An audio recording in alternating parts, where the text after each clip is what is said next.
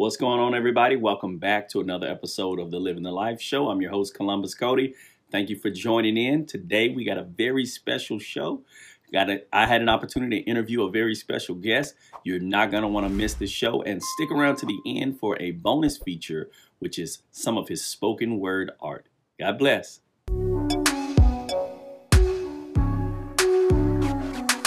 Living the life. All right. I want to say a very, very big thank you to my special guest today, Isaiah Marshall. What's going on, man? Nothing much, brother. Man, it's good to have you. I'm doing great. Good to have you on the show. It's been a while that I've been wanting to get you on for a while, and we finally got a chance to pull this off. So, yes, sir. As I stated earlier in the introduction, Isaiah is a model of a lot of things. He does it all. He's an athlete, an author, an artist, an ambassador for Christ. And like I said, if you stay tuned, you will be able to hear or see his spoken word at the end of this interview. So make sure you hang in there, stick with us, because you will be blessed. All right. So me and you and I, we met quite a while ago at a Fellowship of Christian Athletes event at my church. So that was our first time we met, and we were like kindred spirits. We both have a lot of the same or similar desires and goals. And but let's get to know Isaiah in a nutshell. All right. So here's the cool thing. This is rapid fire. So I'm going to ask you a question. You got to fill in the blank quick. All right. All right. Are you ready? I'm ready. My favorite athlete is? Man. I stumped on the first question. I know. I would say Steph Curry. Steph Curry. My favorite gospel singer is?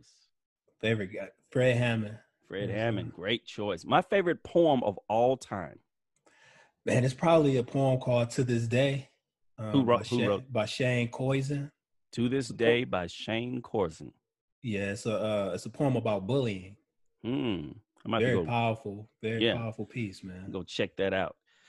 My favorite food item? Pasta. Anyone in particular?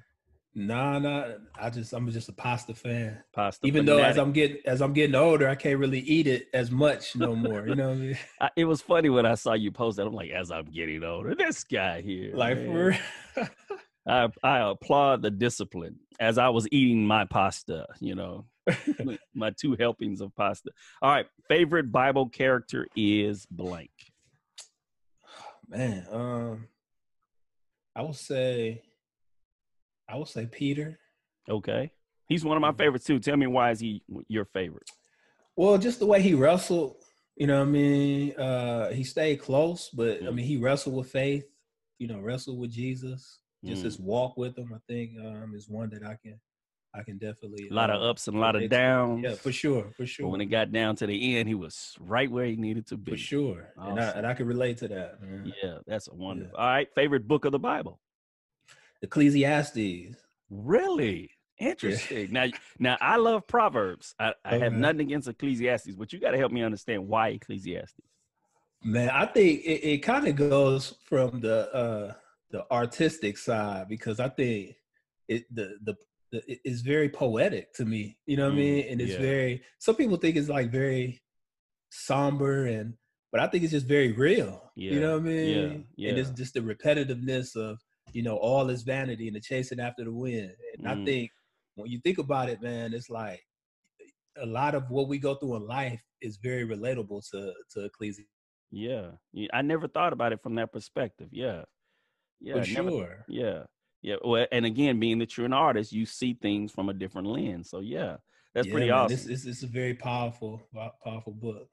All right. Favorite movie? The Great Debaters.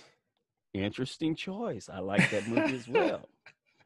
Now, help me understand this. The scene in that movie when he says, wait, how's it go? Who is something? Who is the judge? The judge is God. Why is he God? Because he determines who wins or loses, and not my opponent. Okay, help me understand that. Who's your opponent? He doesn't exist. Right. Help you understand. I mean, like I guess that went over my head. Who is God? He said, "Who's the judge? The judge is God. The judge is God. And why is he God? because he he determines. designed. Yeah. He determines who So wins or loses, and not so my to opponent. yeah. So to me, it just goes back not worrying about our opponent. So I kind of related to like back at track when I ran track and field, when a lot of the times our coaches would be like, just focus on your lane.